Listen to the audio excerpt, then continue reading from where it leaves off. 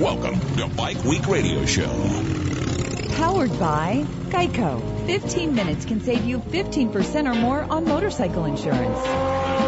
Bike Week Radio Show with 6-time AMA champion and Motorcycle Hall of Famer Brock Glover, Bobby Woolridge, Paul Carruthers, and Scott Cox. It's Bike Week Radio Show on San Diego's sports leader, the mighty 1090. Good morning and welcome into Bike Week Radio Show on San Diego Sports Leader, the mighty 1090. Thank you for tuning in, making us part of your Sunday morning routine. And my goodness, we have an insanely packed show. We have 4 people in studio, 5 if you include Scott Wallenberg, who is doubling as Bike Week Radio Show friend, orchestra guest, leader, yes, band leader, research assistant, intern.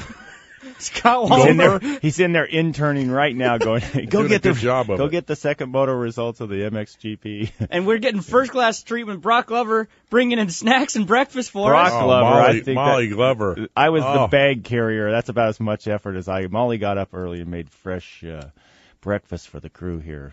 Well, and you know why? It was for the guys. It was a thank you for the donations from much of the staff and the people on the Team Dangerous Great Strides Cystic Fibrosis Walk. That's what it was about. So don't expect it every Sunday. Hey, our Bobby. Participation was payback alone, but I'm not complaining. This is awesome. Okay. So, well, Brockster, tell us a little bit about that before we jump too far into motorcycles.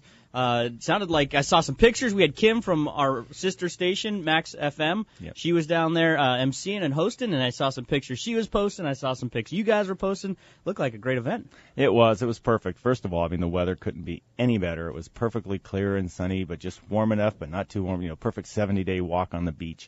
But yeah, it was the Great Strides. May is Cystic Fibrosis Month for the Cystic Fibrosis Foundation. It's the key month that they do their major fundraiser around the country, and it's each city has different Great Strides walks, and we threw together. My son's name is Dane, so his team is called Team Dangerous, a little play on the last initial of the Glover and the whole deal. So it's pretty fun. So we do T-shirts, we get together, and we raise money, and we're still in the process of it. If you just Google Team Dangerous or Great Strides Team Dangerous, you'll find us there. And so it was fun, and we've done a good job. Set a record. Yeah, we surpassed what we did in 2013, but we're all battling as hard as we can to get the funds to pay for more research to cure this disease, and they're making a lot of strides. As a matter of fact, we're all kind of eagerly waiting the July 5th date when the FDA has to say yay or nay on a new drug that would be specifically for the exact mutation that our son and part of the CFers actually have. So that's so that's what I do part-time job.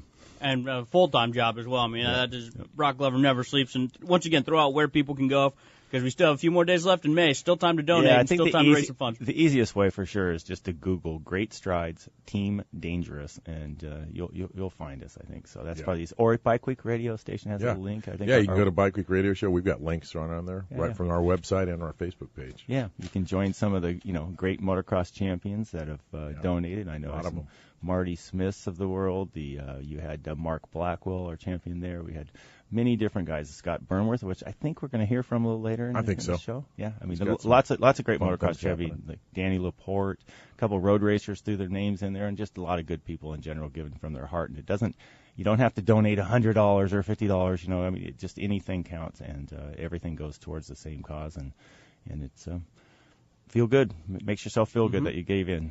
Absolutely. Uh-oh. We got the sirens coming after us today, boys. We got what else is new? We have a cop-themed show today. Lyle Michelson is in studio. Lyle, good morning. Thank you for coming down from Orange County. Good morning. Thank you. And Lyle will be talking to us a little bit after we get to the news. Did he follow you all the way down with the siren on? How's this feel? You ever seen Bobby drive? Well, Lyle has the USPFC Benefit Memorial ride coming Saturday, May 30th. And they'll be taking off from Orange County Harley, and a very, very cool ride to put on by Lyle, who's a retired LA police officer. And also, after that, the 940, allegedly. I mean, we'll see around that time. Chris Omodt, also a former undercover police officer. Right. Who's teaming up with Pat Matter. Together, they co-wrote the book Breaking the Code, True Story of a Hells Angels President and the Cop Who Pursued Him. Chris is the cop Pat is the We'll Hell's have both Angel. of them on air. And so Second half hour. we'll talk to those guys about oh my goodness, pretty much anything we want. Well, I've got that interview. book sitting right in my office, and unfortunately, I've been so strapped for time. I got through about the first, and I didn't want to put it down, but eventually you have to close your eyes. But it's a page turner. I can't. Great story. I can't wait to get all the way through it because I want to find out what happened in the end. Well, unfortunately, we don't have Paul with us today. He's out to Daytona 500. Daytona 500. Indy Memorial 500. Day. Indy 500. He's in Indianapolis, man. I got it half right. I got the 500 right. Yeah, exactly. We got it going everywhere today, Bobby. I mean, we've got the second moto of the MXGP right now coming on from Adderley Basin in England. So we got that. So right now we're looking at Monster Girls on the screen, and Bobby's a little distracted. I mean, what is it with today? You guys brought you guys brought in. We got food beautiful and girls, you got food. I'm looking at. I'm spilling coffee in studio. I'm looking at your left ear. Music. You got staring at Cops. the TV. But today is also the Indianapolis 500. Yes. And you get a bonus point if you can name one driver. Dale Earnhardt Jr. Where's the button? Where's the? Got it, buddy. Oh, you didn't specify it had to be in the Indy 500. You said you just said a driver. All right, so exactly. So yes, unfortunately, the Indy 500 is not quite the series that we all used to follow when they had the names like Ray Hall and Sirs and those names, but Andretti's, AJ Foyt. Yes, but we're all aging ourselves for sure. But it is still it's still a spectacle to watch. It is. If you're Just you know what, Pat Cox and I have been there. She's been there a couple times. I've been there once, but the race is pretty exciting. It's ridiculous Absolutely. how fast that whole group of cars come through there on the first lap. You can't believe how big one thing, which is, they're next to each other. Right. They're going, I don't know, what do you think, Brock? 200 plus miles an hour. Yeah. And that's spectacular. But if you never even actually went to the race, which apparently most people in town, they don't go to the race. Everybody that comes to the race comes from other places. It's the biggest festival. It's like Rio and Lollapalooza, everything boiled into one, because Indianapolis really puts out the dog when they throw a party. And our boy Paul is there. Paul's there. First time. And they got to do a little lap. The motorcycles got to do a little presentation there to at show 10 o'clock up. this morning, their time with Josh Hayes and Cameron Beaubier took a lap or two to highlight the new Moto America series that Paul is very heavily awesome. involved in. Very awesome. So, well, Broster, why don't you tell us too? You guys were out of Glen Helen yesterday. Very exciting day of racing, and from what I hear, one of the best events, weather-wise and event-wise, in quite some time. Well, Glen Helen, I mean, I've heard it described as the armpit of the world. I've heard him described as the you got your button ready here? Mm-hmm. Of the world, and it's Glen Helen. I've heard it described a million different ways. It's hotter than Helen, though. And it can be windy because it sits at the base of the Cone Pass. It can be hot as heck. It can be just all smog. There's lots of things, and none of the above was yesterday. No. We were back east somewhere. We had a drizzly morning, which everybody's like, this is perfect, because for sure if the Californians knew it wasn't going to rain. It was just going to be kind of that heavy marine layery drizzle. So it kept moisture in the track. Then as the temperature, I wore a sweatshirt almost the whole day, and it was never uncomfortable at all. Track was perfect, overcast the whole time, but just not enough moisture that it didn't make your goggles, have dirt and stuff stick to it. So perfect weather, and even though they have a little later start time around 2:00, I kind of expected a lot of the fans. By the time the second 450 moto was going off, it was 5+ o'clock, and I figured they'd be out of there, and They all stuck around. And unfortunately, I sat in that traffic leaving, but it wasn't that bad, and the racing was really, really good, and it was close. And Glen Helen, you can just see so much of the track anyhow because they go up and down the hills, and it was just those hills. I mean, from rider perspective, they're gnarly.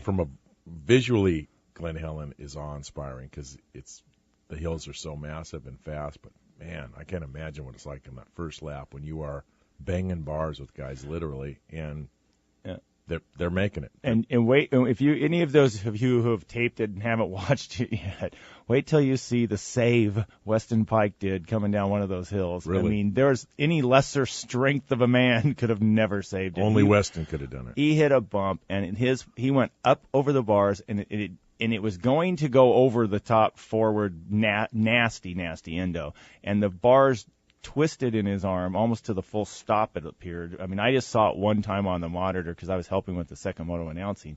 And it went like to the stops, snapped back. I don't even know if his hand was on the bar, and he's like laying up on the front. And this is all while going down one of the steepest descents. It's like Randy Mamola's Hockenheim. Oh, my God. And he somehow gathers it up. And, you know, he goes wide, of course, off the berm and just uses every inch of the racetrack and somehow saves it. And, I mean, if you ever see Weston Pike, his shoulders are about 4 feet wide, and he's built really, you know, he's stout. If you eat Dinty Moore's stew, I think his face is on the can. Exactly. And he's just, I mean, this guy's, you know, but it was an incredible save, and no question about it. We had some great racing, and in the 450 class, right where he left off at Hangtown, and now he's done it again. Eli Tomac was clearly the fastest guy on the track, both motos. Ended up going 1-1, and he's, man, it's, you know, what was Eli's probably his biggest weakness, everybody would say. What's his weakness? Is on the starts, exactly. Scott's over there on the start. Inconsistent starts. And he always would point out, hey, you know, wait a minute, I've whole shotted this, I've whole shotted that. But he was inconsistent at the start, even if he wanted to deny it or not. To win a championship, you've got to be up in the front with regularity. You can throw once in a while, but you know, it's got to be up there. 9 times out of 10, you got to go around that first corner in the top 5.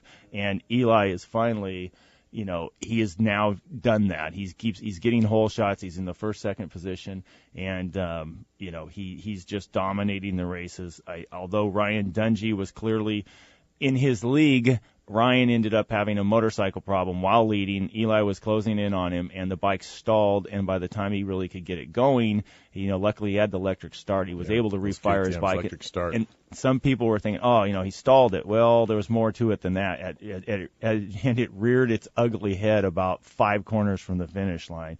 And unfortunately for Ryan Dungey, that mechanical, he was able to actually get the bike to refire, and he ended up crossing the finish line in 6th place, which was just heartbreaking because he could have almost pushed the bike for a 2nd place. He had such a lead over Barsha, but Barsha ended up going 2-4 for a 2nd overall, which was kind of nice for him because he hasn't had a very good year. So, you know, Justin Barsha ended up with his 3rd. Hey. And then the one that you know, the one that I was excited about was Ken Roxon actually coming back for a 3rd place finish in the second moto. Yeah, fast. Yeah. So I just got a little note here. We have one of our favorites. He's actually calling in. Speaking of Daytona, he must have been listening through his Bike Week Radio Show smartphone app. Good on ya. Mr. Paul Carruthers joins us. Paul, how you doing, buddy? Hey guys, it's nice to hear your voices. I don't know. You probably already mentioned I'm at the Indy 500, and actually, Bobby had you in Daytona. Oh, Dale Earnhardt Jr. with Dale Earnhardt Jr. Okay, I've been to a lot of events in my life, and But- I've never seen anything like this in my life. What did I tell you this week, right? No, it makes the hair on the back of your neck stand up, and I haven't even just seen a car do a lap yet because it hasn't started. I'm just talking about the sheer volume of people and activity. It's freaking crazy. And our deal went off perfect. The Speedway treated us great. Josh and Cameron were able to do a complete lap of the oval on their super bike. The Yamaha guys put MotoGP exhaust on the bike, so they were nice and loud. Nice. There was a lot of people on the seats when we were able to do it. We went through the red carpet, so they got interviewed by TV. They got interviewed by the PA guy. They're on the big screens all around the circuit. I mean, it couldn't have gone any better. I was a little worried coming in because you always kind of worry that things aren't going to be as good as you think, and it's been better than I even thought. So, I'm pretty pumped, and I'm ready to sit down now and relax and watch the Indy 500 for the first time. Well, awesome, Paul. I mean, credit due. You know, obviously you work on that. That's your cup of tea there, and you know, Paul put it together. Paul put it all together. Take credit. He just dropped Wayne Rainey's name, and everything. The doors opened up, huh? Well, and he just sent me a picture. He's 2 inches away from David Letterman out there as well. Yeah. Hey, it's Paul Carruthers. David was, Letterman's a guy who used to have a TV show, I think. Paul's got. I didn't even know. Bobby Paul showed me is a picture. Broadcaster right now. Paul showed me the picture on his laptop there. I didn't know who that old guy was, but that's Letterman. Yeah, did you think it was me? No, I thought it was your great grandpa. Hey, Paul, do you have a screwdriver or something with you? Can you bring us one of those bricks? Bring us a brick. I tried to pry one up, but there was some spectator had his lips on it. I don't know what that kiss. They got this whole kissing the brick thing, which yeah, I don't know. What's up with that? Really doesn't seem hygienic. Yeah, I'm a little too close to that food poisoning I had the other day to start kissing. How many trips to Steak and Shake yesterday? No, we went out to dinner last night and had a nice time, and we got to bed. We had to be at the facility this morning at 5 a.m. So it was a pretty short night of sleep, but worth it. No, it was nice to work with the. Oh, the weather's perfect. I hope we have this kind of weather in every race we go to because it's absolutely perfect. So you had it was good to work with the Speedway and get this thing put together. And I was telling these guys, if I don't do anything else in my career as a communications manager, I can live off this one for a while. I did, but I thought you didn't. Didn't you see the email from Scott? He said to stay away from the Indiana sushi, and you didn't, huh? I didn't get the food poisoning here. I got it in my hometown there of Lake Forest.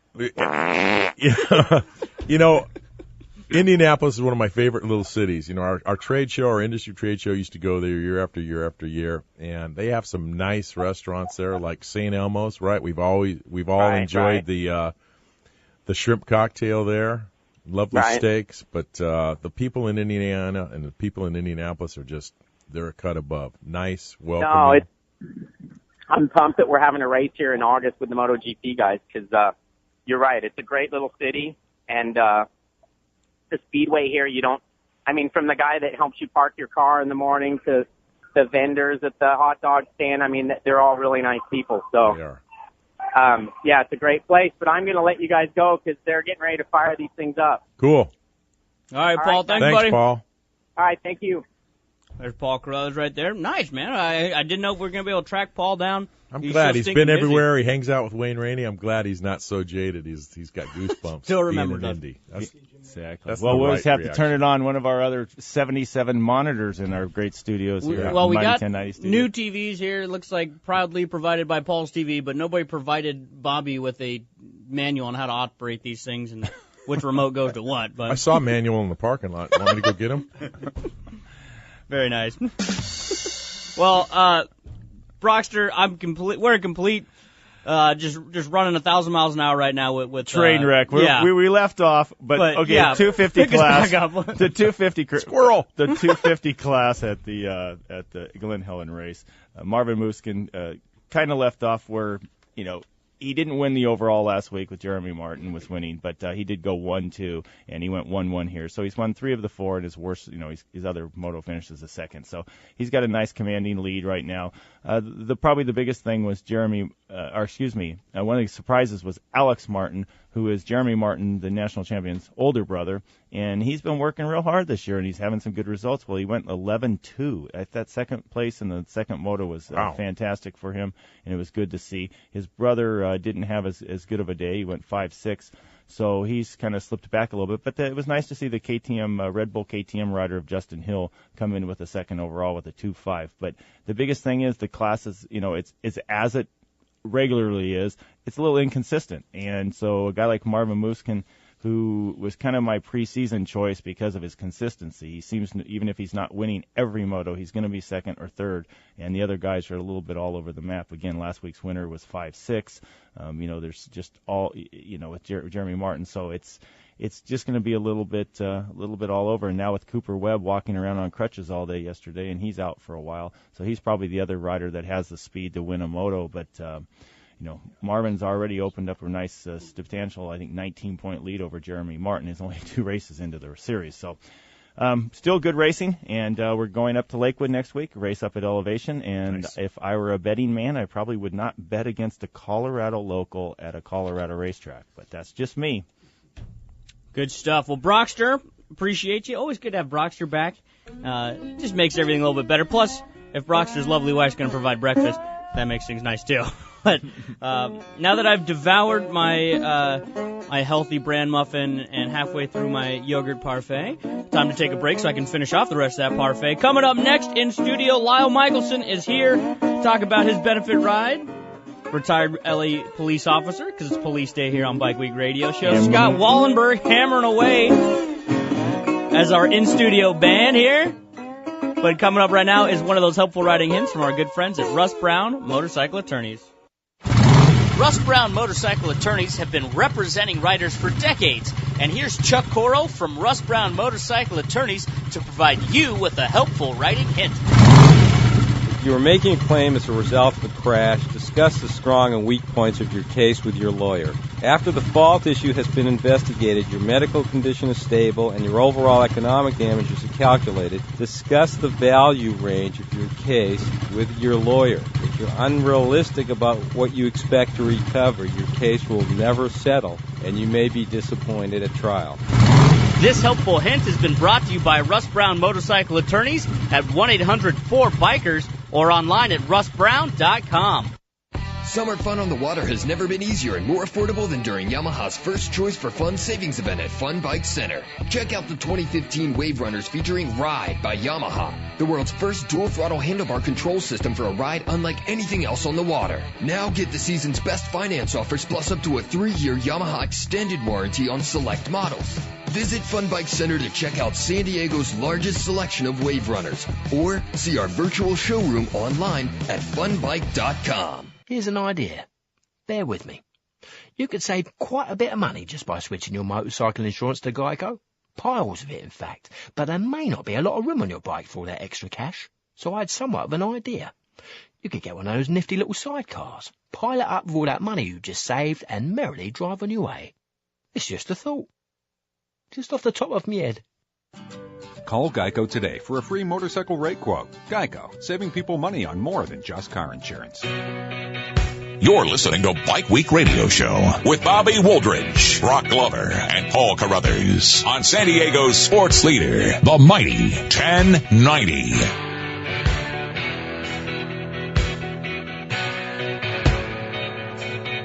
Welcome back, Bike Week Radio Show, San Diego Sports Leader, Mighty 1090. As if we needed one more distraction in studio. God. We've now got on the race. Shiny objects. You got your mouth full of food. We've got the Indy 500 starting on. We've got the MXGP from Matterley Basin on Second Moto going on here, and we just got things going in. But more importantly, we got a great guest in studio. Indeed. With a sparkly vest that's got my attention. You think he's been on any rides? Yeah, police badge. What's got my attention, Lyle, is the police badge. I'm sorry, no matter what. I mean, I grew up, my grandfather was a policeman his whole life, and I had an uncle who was a policeman, and I've been around a few, but it's still... Get it? He's been around a few. Yeah, I'm still elevates my pulse or brings the blood pressure up a little bit. Well, even though I'm retired, I still got to keep it on me. It's right. In my blood. That's right. And Lyle has a benefit ride coming up on May 30th, so just around the corner. And they'll be taking off from Orange County Harley, that is in Irvine, and riding down here to San Diego to the Town and Country Resort. And so registration's at 7:30. I believe they'll be rolling out around 9:30. And so you can check that out also at uspfc.org/ride is where you can check out the website and sign up and everything like that. But Lyle, thank you for coming down and joining us. I appreciate it. Tell us a little bit more about the ride, and I see you have some proceeds where they're going to be benefiting and where it came about. All the proceeds benefit the Special Olympics of San Diego County. And the ride came about in 2013. I put on 4 of the most sought-after rides for the Los Angeles Police Department when I retired out of the West Valley Division. And I was contacted by the California Police Federation and Officer Tony Adler and asked me to put on a ride to bring attention to the Police Olympics. Can't use the word Olympics anymore, but it's been going on for 27 years here in San Diego. And it's at the Town and Country Resort Hotel and throughout San Diego, 55 different sporting events, 5,000 athletes. Kind of brings attention to it, kind of right along with it, memorial ride, police officers, firefighters, and so forth. We've got a lot of active police officers and retired police officers also riding in the ride. We've got motorcade protective services that are escorting us. We've got the Fueled by the Fallen Camaros. If you've ever seen those, they're an awesome sight to see going down the road. There's 6 Camaros. They've got the victims of 9/11 all throughout their cars, all over their cars. They'll be displayed at the end at the Town and Country Resort Hotel. And USPFC, that's United States Police and Fire Championships. Correct. And again, we were talking in the back, and you said, how many riders do you guys already have signed up? We have 201 riders right now. Pre-entries. Pre-registered. really excited to see that. It's an awesome sight to see the bikes line up, not only at the dealership, but going down the 5 freeway, coming into the San Diego area, going into the hotel. Awesome sight. That's a whole new meaning to the word police escort. Yeah. Yeah. So any street bike, street legal? Any bike. There's one caveat of the ride, and that's we call it no 1%ers. 1%ers are the ones that we don't want. It's a family event. It's a fun event. We're expecting hopefully over 400 motorcycles to attend. That 1%ers be the Waco, Texas you might meeting, or the guys that want to do the wheelie boys, or that kind of group. No, I'm just kidding. The 1%ers are the ones that hang out in Waco, Texas, and hopefully they're not here. Okay, well, I doubt they would want it. Well, it's a great cause, obviously, and you're ending up right at the Town and Country in downtown Mission Valley. So, Bobby, I'll see you guys ride in because he'll be on the back 9 of Riverwalk Golf Course about then, I'm sure. Mm-hmm. It's surprising. We actually have people on the overpasses watching us go by. We have people videotaping us. But notice 400 guys on motorcycles. Yeah, it's exciting, especially being in the number 1 position behind Fueled by Fallen. Definitely. That's exciting. I mean, it's of course we're big supporters of efforts like yours. We love guys that get out and ride, and my hat's off to you for driving down the coast today. A little drizzly rain, but just a little bit. Enough to get the bike a little bit. You're here to represent, and it's no wonder with your hard work and your associates involved in the event that you've already got 200 guys on the map. I mean, you've got an event now, and if you roll out with 400 riders. So what is a registration cost for a rider who wants to just show up and donate some money that goes to this cause? Well, they still got time to do it on the air before the 29th. They register on the air. There's no VIP packages. That's the uniqueness of this package, of this ride, where we had reserved hotel rooms for the people to stay overnight. They're all sold out. But the pre-registration is still open until the 29th, $45 solo. $60 2 up. That goes up $10 on the day of the ride. Okay. To 55 and 70. And you can actually, if you just wake up and say, hey, what a perfect day for a ride, let's go do it, you can actually sign up right there at the... we'd love to have people come and sign up. And at Orange County Harley-Davidson right there in Irvine, right? Right, on Research Drive. Okay. It backs the freeway. We'll turn around and we'll go right on the freeway and ride down to San Diego. Okay, and you guys leave there at 9:30, is it? 9:30 prompt. Registrations from 7:30 to 9. Guy. Mm-hmm. He says 9:30. You should probably be there about 9:27 at latest. Ready to ride. Traffic. That's what we're worried about. Coming into your beautiful San Diego. Mm-hmm. We're worried about the traffic. So we actually, in 2013, we left there at 10 o'clock.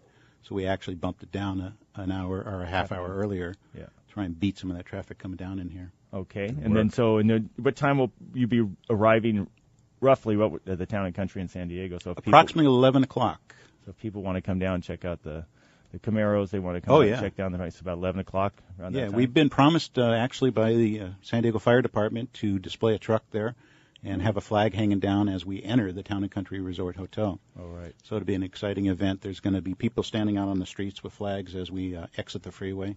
Hey, is any possibility we can drive these things? I just want to drive around with the Fueled by the Fallen. The Fuel by the Fallen. I bet you just Google that. You could come up with, or maybe we have a little link on our website there. You can see the picture of the cool Camaros. And I actually told them in my retirement I'd love to be a driver for them, and they said they're going to check with me on future events. Oh, awesome! Wow. Yeah. Maybe drive it here for another visit to Bike Week Radio. There you go.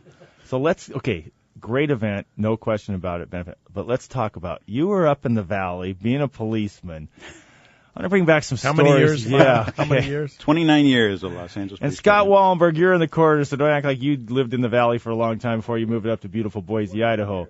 I just remember when I was young, I was racing for Yamaha, there were the support riders, and I could hear these crazy stories about these knuckleheads ordering Yamalube oil and maybe spilling a bottle or 12 out on the Van Nuys Boulevard and sit there and watch cars slip and slide. Wow, now you're going back to my cruising days. Okay, is there any truth to any of those rumors? Did you guys ever receive any phone calls saying this behavior was possibly happening on Van Nuys Boulevard? I actually don't remember anything that in particular, but like I said, you're going back to my cruising days where I was actually cruising down Van Nuys. I remember, I'm not going to name any Jimmy Hawley or any names or anything like those guys that used to hang out in the valley back then, but I had heard stories from these guys, so maybe we'll have to ask a few of them sometimes if it was any truth to that. But I figured you might know, being a lifelong policeman there in that area.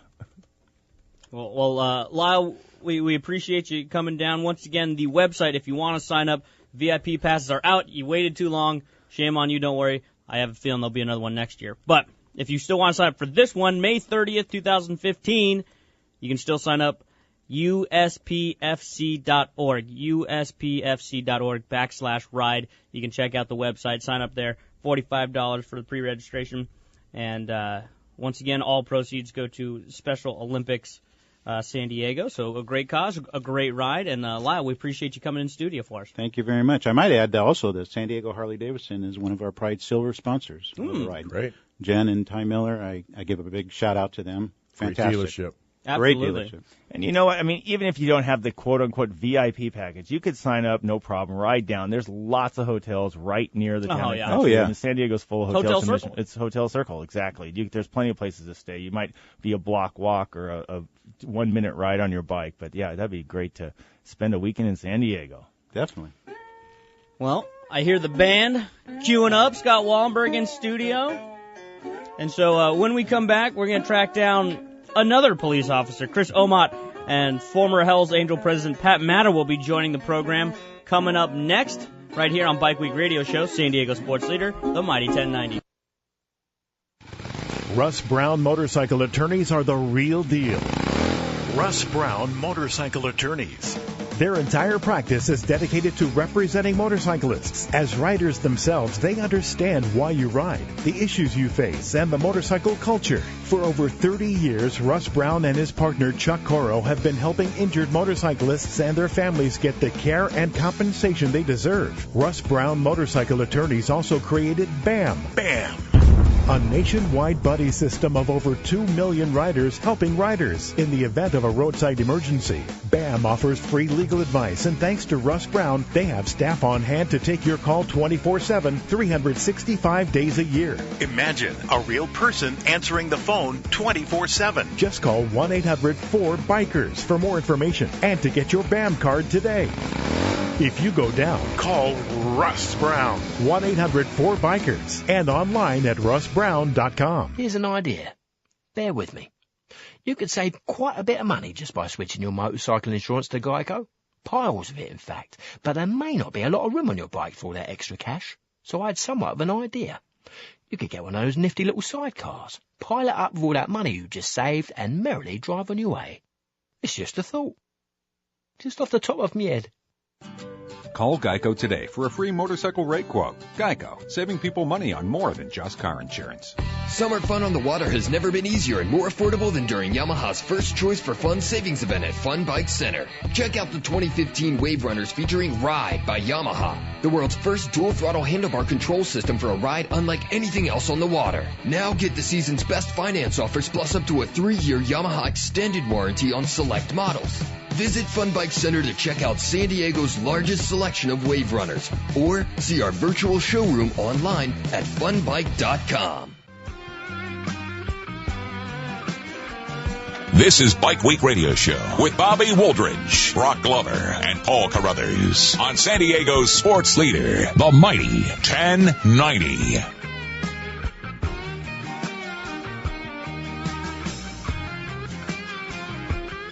Welcome back.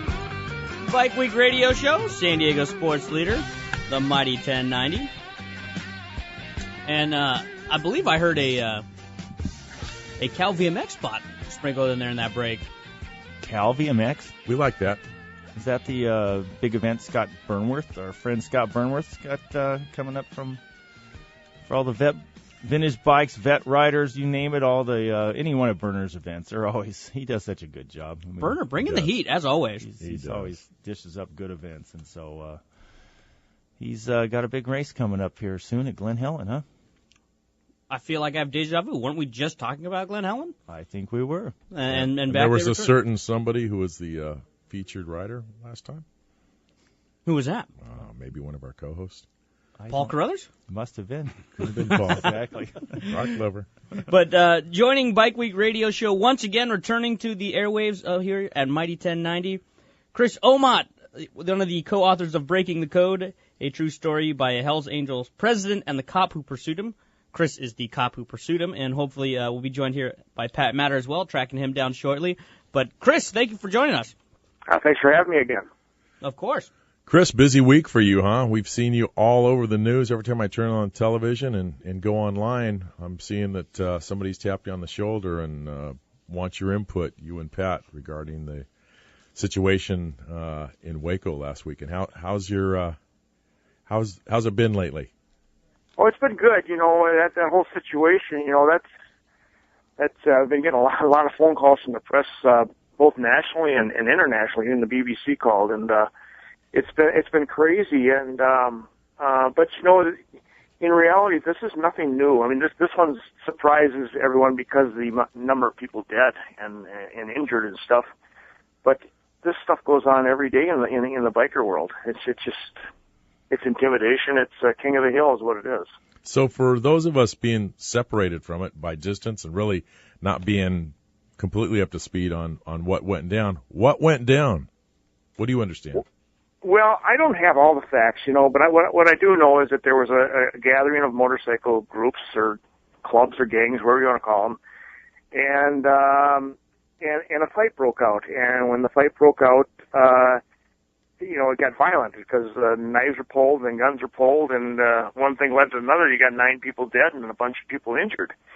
But, you know, this is the type of stuff that goes on all the time because in the biker world, you know, everyone talks about drug turf and everything. It's not about drug turf at all. What it's about the bottom rocker that they're wearing on the back of their cuts. And in this particular case, you're talking Texas. In Texas, the Banditos are the #1 club in the state.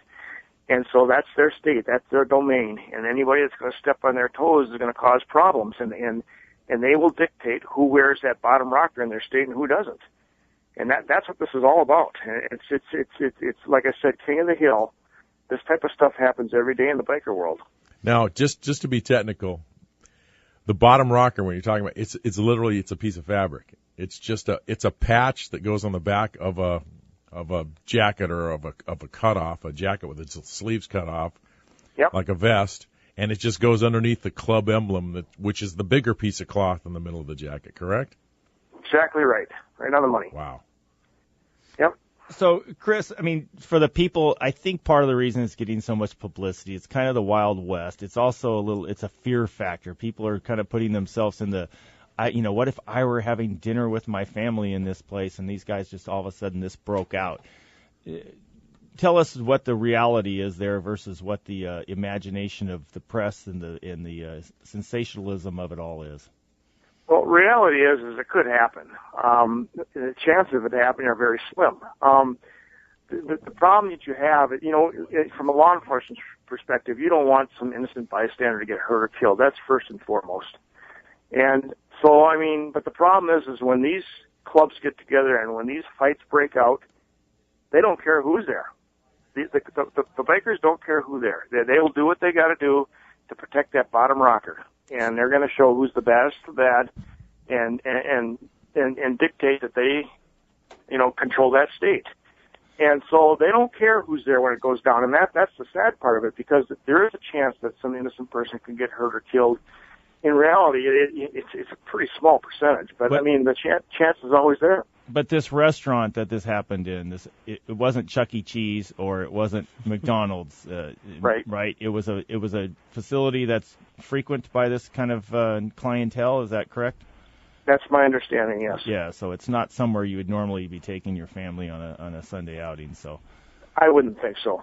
And I see joining us on the hotline as well, we have Chris Omodt right now, who is one of the co-authors of Breaking the Code, a true story by a Hells Angel president and the cop who pursued him. We have the cop on the hotline, but we are able to track down as well the former Hells Angels president. Pat Matter joins Bike Week Radio Show now for the first time. Pat, good morning. Good morning to you. And, Pat, let's just welcome you into the conversation. We've been talking about the unfortunate events that took place in Waco. And just recap for us, when you see stories like this, does anything surprise you after a guy who's probably seen it all and been in these situations? Well, after living the lifestyle for 31 years, I was in a small club for 10 years before I formed the chapter of Hells Angels here in Minneapolis. and I was the founder and president of that chapter for 21 years. No, this stuff don't surprise me. It's been going on since I've been involved with outlaw motorcycle clubs. It does kind of surprise me that it jumped off in a public place like this. Usually it doesn't happen. Again, I say it's been going on forever, but these type things here that jump off in public like that are very rare. Pat, Scott Cox here. Thanks for joining us. We've had Chris on before. I've read your book twice now. It's a page turner, as I've shared with our listeners. It's interesting to me. I mean, I'm like the guys on the show here, we've been motorcyclists for most of our lives. Certainly aware, living here in Southern California, of the one percenters, and but never really had any direct interest or contact. But what is your opinion? With things like Sons of Anarchy and just kind of the I guess the craze around bikers.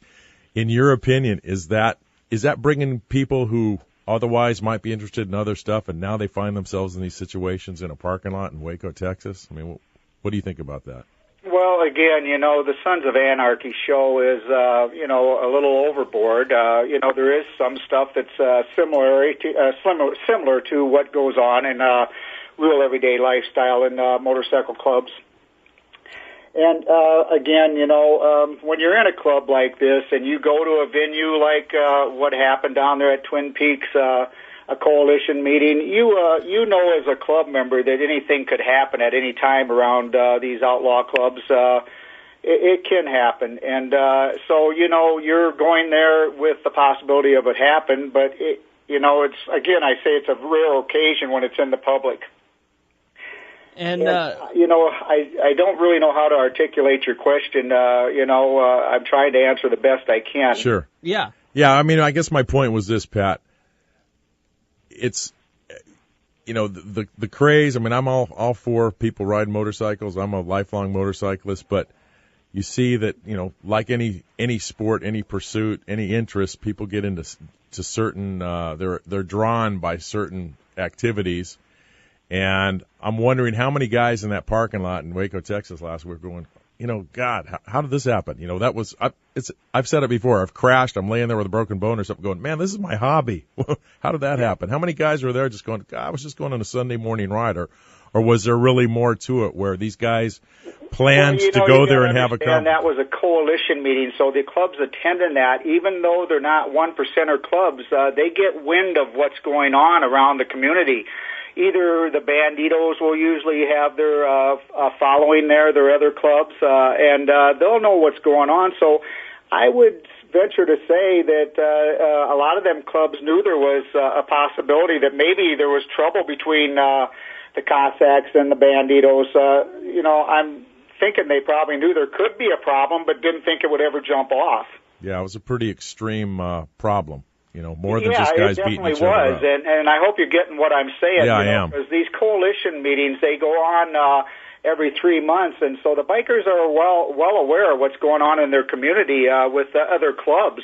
And they probably knew that there was a problem with that Texas rocker with the Banditos and the Cossacks. I don't know that for sure, but my experiences tell me that because I run a coalition club up here myself. As a matter of fact, I started the Minnesota Coalition of Clubs up here. So when you're talking about a coalition meeting, describe that a little more detail. Well, when these coalition meetings go on, it's generally for up here in Minnesota. I got a couple bills passed. One was an equal access bill. I worked with a lobbyist and all the clubs and the biker community, and we got a bill passed for equal access that you cannot discriminate against someone for the mode of transportation or the clothing they're wearing to get in public places. And generally, that's what these coalitions are trying to do. They're trying to do biker rights, and then there's they let each other know what's going on in the community and what they can help each other with. Well, it sounds a little counterproductive, though, if you're trying to get equal access to locations and things, and then something like this breaks out, then it certainly sets it back another 20, 30, 40 years. It does, and I was very successful with that bill. I got it passed.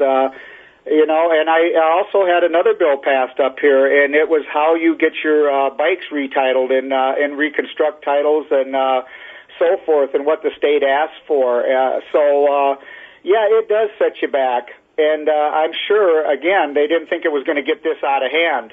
But when you got two serious players there fighting over turf, something's going to give someplace sometime. And as Chris said, me and Chris have talked about this. When that jumps off, it's all about you focus on the other club, and you don't worry about who's around you. You try not to hurt an innocent, but, again, there's no regard there. It can happen. Okay, we're talking to Pat Matter and Chris Omodt, co-authors of the book Breaking the Code. Fantastic book. I encourage anybody within earshot to buy that book today. There's a link. We'll put the link right from bikeweekradioshow.com. And, Pat, reading the book, I learned more about you. I think I had actually seen you maybe in some magazines in years past, because you were the guy wearing the Hell's Angel patch, racing the big drag races, and I guess having some success. So tell us about drag racing, and is that something you're still involved in? Are you still building bikes? How's your life? I'm not right now. I'm trying to get my second wind here. I've been focusing on my family and putting my life back together since I've been out of prison. And motorcycling, I was fortunate enough to be in. When I got involved with clubs, I was a young man, and it carried on from there. And my passion's always been riding bike.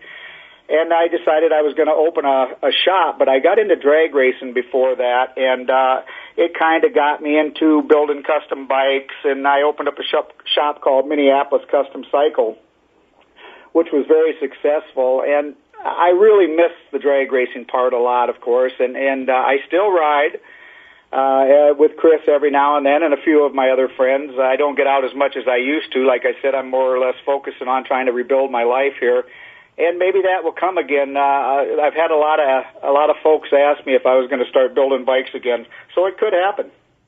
And this might be a question for, I don't know who can feel it a little better, but for somebody who's on the outside perspective, who doesn't know all the patches and the significance of this group, you might want to stay away from this group, are fine, because we've been to plenty of charity rides and things like that, and some of these are the nicest, most generous, welcome people you've ever seen, but just looking from the outside, they look a little scary and gruff. But how can you tell if you're out shopping and you want to avoid a situation like this? How can you know, okay, that group, you might want to stay away from them? Because I don't want to say it, paint it with a broad brush, because I know it's just such a small percent. I'd hate to have people be turned off from going up to some of these groups. And guys, I have to tell you, Bobby spends most of his time in a sweater vest. True. So everybody likes Bobby. Well, I get that, and that's a good question, because there really is no formula for it. I mean, the Hells Angels are very gentlemanly like. But when it comes to with another motorcycle club, then it changes. Then it's a different animal. But mostly, 99% of the time, you're going to get a gentleman. The Hells Angels, especially in public. I was pretty charismatic because of my business and stuff. You'd have never knew I was a Hells Angel unless I had that patch on. And if I had that patch on, I was even going to go out of my way more so to make you feel at home if you was talking to me. I didn't want to intimidate you. And as living the lifestyle, I mean, I can only say what I've been through, and 31 years of living it. The club's changed through the years, and that's generally how clubs want to perceive how the public to perceive them. Is they're good old boys, and they generally are, except for when it comes to another motorcycle club involved in their territory or disputes. Well, did I answer you there? Yeah, that's without fantastic. A doubt. Yeah. Did I hear Chris? We're did you have taking something notes. to add to that, Chris? Yeah, I was just going to say, my general rule of thumb has always been use respect, and I don't care who I was talking to. This is when I was still on the job. I mean, and today, but when I deal with people, it's always about respect. And when it came to the bikers, I was always very respectful to them, and that carries a lot of weight. And if you're respectful to them, I can promise you 99.9% of the time they're going to be respectful back. It's just, I mean, I'm not talking in a group situation. I'm just talking, where there's multiple clubs. I'm talking about just in general. They're going to treat you very nice, and that's what they want. The bottom line is they want respect, and why treat them any other way, really? And to add what Chris is saying there, that that is very true. The Hells Angels and the other clubs base their on a lot of respect, and if they're given that, they'll give it twofold. And Chris is right about that, very much so. Well, fellas, we appreciate you joining Bike Week Radio Show once again, enlightening our audience. And again, the book, highly recommend for anybody out there, even if motorcycling isn't your forte. It's a great read. It's just a great read, story. Period. And so, Breaking the Code, we have authors Pat Matter and Chris Omodt on us. Once again, appreciate you boys making time for us, and we'll catch you soon. Thank you very much for having us. Of course. Thank you. Well, a couple of very awesome. But it's pretty cool. You get characters. the policeman's side of it, and you get the biker side. It's of it. great. You just look, this is yin and yang, or and oil speaking and of water, respect, or whatever I respect these guys for Pat sucking it up and just turning his life around, and Chris. I mean, here they're buddies. They ride together and they work together to make it a better situation out there. Yep. Also, speaking of respect, let's show the respect. Tom White joining Bike Week Radio Show right now. Tom will be hosting us next week. Yes. Tom, how we doing, buddy? Excellent. Thank you for inviting me to join you on Bike Week Radio. Have you recovered from yesterday? I mean, for those of you who don't know, most everybody that listens to our show probably does know, but Tom spends He's mildly involved with very involved in the Glen Helen National, from the top to the bottom, from the negotiations all the way to literally the announcing, running around like a crazy man all day long, doing his duties. And good job yesterday, Tom. And I just wonder if you kind of recovered, and now you literally are jumping right back into the fire with your event, Bikes and Burgers. It's a Southern California. You have the beautiful Early Years Motocross Museum. It's an incredible collection of private motocross motorcycles from the beginning of the sport until modern. And you are doing this, and you always do this for the charity of High Hopes. And you're doing your Bikes and Burgers next Sunday. And tell us a little bit more about it. Well, thanks, guys. And the answer to your quick question there is no, I have not recovered. I'm pretty worn out. 6 days out there, and I was just kind of calculating the miles. 5 of the days actually were on my motorcycles because I chose to ride all 3 of them out there because it's easier to get out 50 miles to Glen Helen from my place here in Villa Park and get back through traffic. But, I'm tired, but I think we had a great event this last yesterday, and I'm proud that we're able to host that second round of the AMA Lucas Oil's Motocross Nationals at Glen Helen. It was a great event. But Tom, now I'm kind of focusing on, of course, this next Sunday, and just really, really excited that the buy-in has been just amazing. From the ticket sales were over 700, and the majority of the ticket sales are actually VIP that pay $100 for it. So 700. 700. Yeah, it's seriously, amazing. Tom. And I've gone back and forth with Mark Desmond, the director and founder of High Hopes, and I go, man, I want to make sure our parking's not a big issue. And we're actually parking the people at Villa Park High School, and we've got a lot of buy-in from the city and everybody around to help us make sure this is a great event. Villa Park is probably the only city that could ever accommodate an event like this because they realize this is something special. So I'm very, very happy to live here. Well, Tom, let's talk about some of the other people besides these great motorcycles and listening and talking to different people from all over the industry. Obviously, you have 700 tickets sold already. That's incredible. But you have Jeff Emmig's going to be there, 4-time AMA Motocross and Supercross champion. No, 6-time.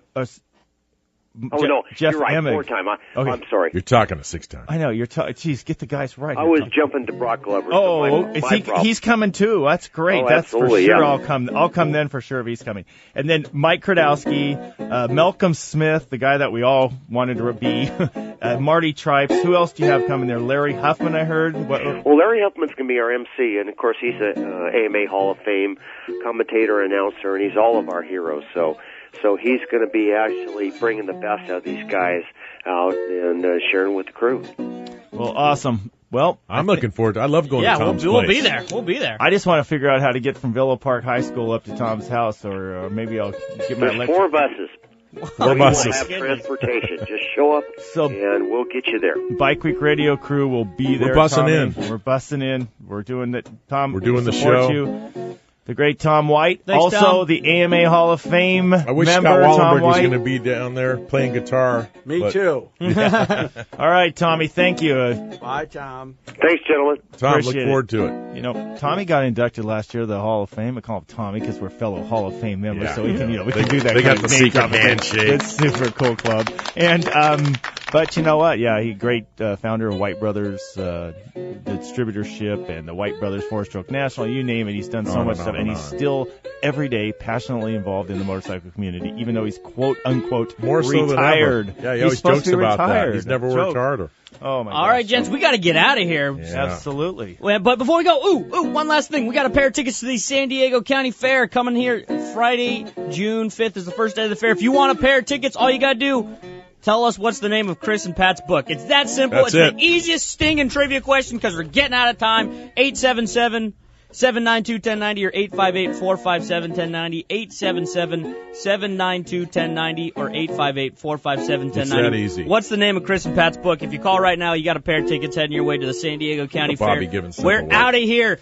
See ya next Sunday. From Roster. bikes, burgers, you got it. Burgers and bikes. We'll be